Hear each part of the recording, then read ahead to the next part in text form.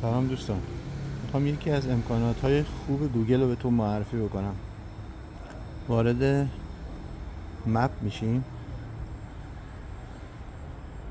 یه آدرس بهش میدیم.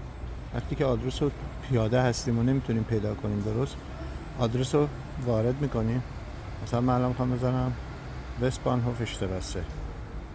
اینجا میخوام برم، بلد نیستم. روتن رو میزنم،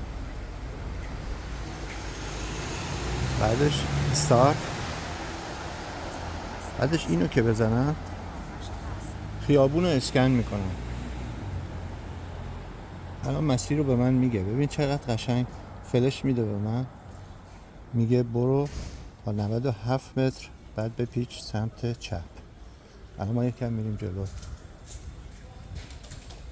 میخوام بهتون بگم دوستان، اگر مسیر رو اشتباه برید سریع بهتون اخطار میده، بهتون میگه برگرد.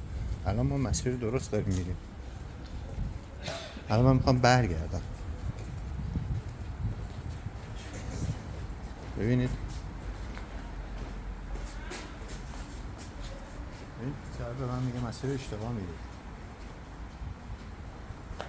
پس خیلی قشنگ شما رو راهنمایی میکنه به اون محلی که میخواید برید. موفق باشید تا برنامه